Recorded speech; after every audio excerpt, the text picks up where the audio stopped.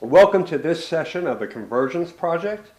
And in this segment, I'm joined by my friend Kim, and we're going to be talking about honor and...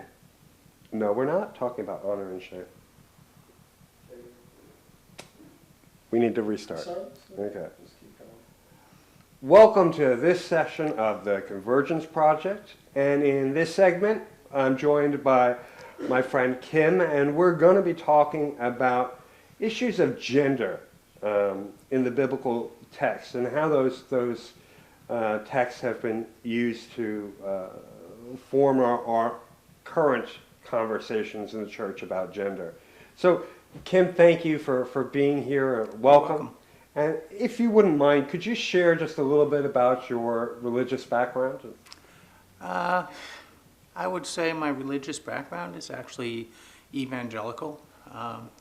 When I was a young kid, I was just simply a fairly non-religious person. Our family did not go to church that much. My mom, I was from a divorced background. My mom would take my brother and I to different churches to try to get us, fairly moral or on whatever. The straight and narrow, so to on speak? the straight and narrow, you might say. But it never really took. Okay.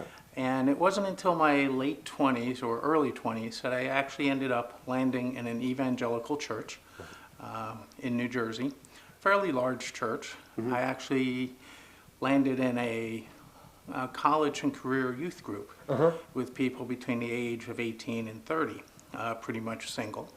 And it was a very large group, close to 150 to 200 adults in the group.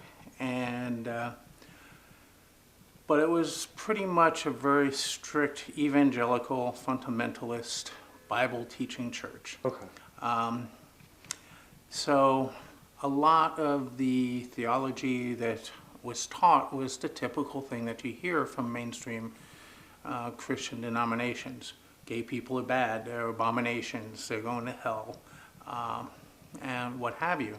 So I was going through this, and at the time, I went along with all the storyline, so to speak, and thought nothing of it, because at that time I wasn't dealing with any of my gender issues.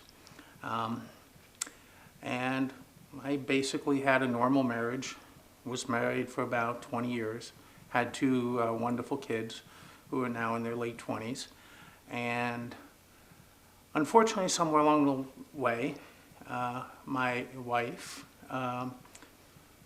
sort of knew something was wrong, and I kind of knew something was wrong too, because I tended to cross-dress during that time. She did not understand it, and neither did I. So basically, I went to church. I felt very guilty, very shameful because of what I was doing. And it was not until after I was divorced, separated and divorced, that I started reaching out to something called the internet. Okay, I've had the internet for a long time, but I started asking questions. Why am I different? Why do I do the things that I do? Why do I like the things that I do? Why do I feel comfortable with it? And I started finding out that there were other people like me, specifically people who were trans. And I started realizing that this was my story. My story was almost exactly like everyone else's story that was trans. And so I started going down that path and starting learning about it. But again, you come back to the same issue. I was brought up in an evangelical church. You hear all the stories that gay people are abominations, they're going to hell, and... How about how the Bible was used in regard to gender? How did that impact you? Well, it didn't really impact me so much because even though you might say I'm transitioning or have transitioned, my idea of gender is almost very binary still. I still believe there's a male and a female, okay? But things have changed along that front as time went on too, because as I started coming out to my children, especially my daughter, she had called me up one year and said, "Dad, I broke up with my boyfriend." And she was starting to say, "I'm okay though, but I have a girlfriend now. Can I bring her home for Christmas?" And I had to make a split-second decision, okay? I could have gone the mainstream route that I've been taught all my life and condemned her and said, "You're going to hell," and what have you. But I had to make a decision in like 2 seconds on the phone saying, my daughter's name is V, and I told her, "Your girlfriend Melissa, she's welcome at my house. Bring her home for Christmas." And she had told me at that time that her mom was not too swift on the idea. So I very quickly learned, I could feel the pain in her voice as she was telling me. And then 2 seconds later, I'm telling my daughter, "Oh, I have something to tell you too, and that I'm trans and that I'm transitioning." So at which point she wanted to say, "Well, when I come home for Christmas, I'll tell you how to do makeup and all that kind of stuff." So she was very happy and very happy, and that I accepted her for who she was. Huh. So I learned very quickly that the biblical teachings that they teach in church today are basically obsolete and totally wrong. They misinterpret the scriptures completely. The typical scriptures in Deuteronomy that talk about wearing women's clothes, the stuff in Romans and stuff about homosexuals being abominations and what have you, is all wrong, taken completely out of context.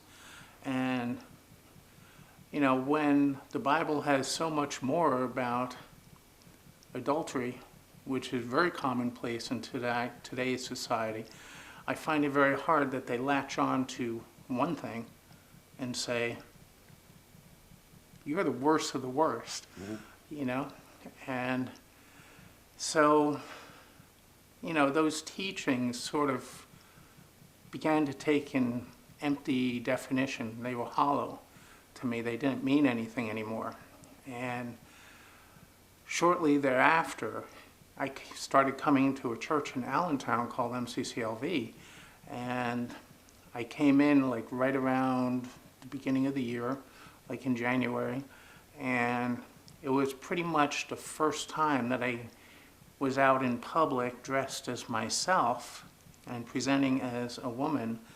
And I walked into the church, and it was like, I was very nervous. I wasn't sure of my reception. And out of the blue, I met people that I knew, that I worked with in the past. And they welcomed me with open arms. And everyone within the church was totally, happy with who I was, and were happy to meet me. And that was sort of like a watershed, whatever, it was an epiphany.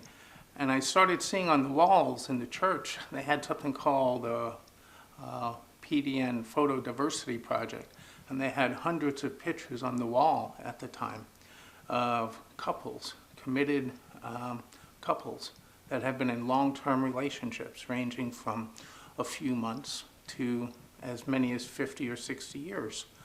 And I said to myself, these people are in committed relationships. And I started thinking, well, what's the difference between gay people and a committed, gay people and heterosexual people? And the thing that I used to have was based on the thinking and theology that I knew, was that gay people went to bathhouses and had promiscuous sex with as many people as they could. And I said, what's the difference between gay or lesbian people being promiscuous and heterosexual people being promiscuous. I know just as many heterosexual straight guys that are messing around with anybody and everything that moves, be it human or some other species. And that was like an epiphany too, because now I knew it had to do with a loving relationship. And one of the verses that strikes me in the Bible is like Luke chapter 10, I think it is, verse 27. Love God with all your heart first, and then love your neighbors second. And if you're doing that, that's the most important thing in the world.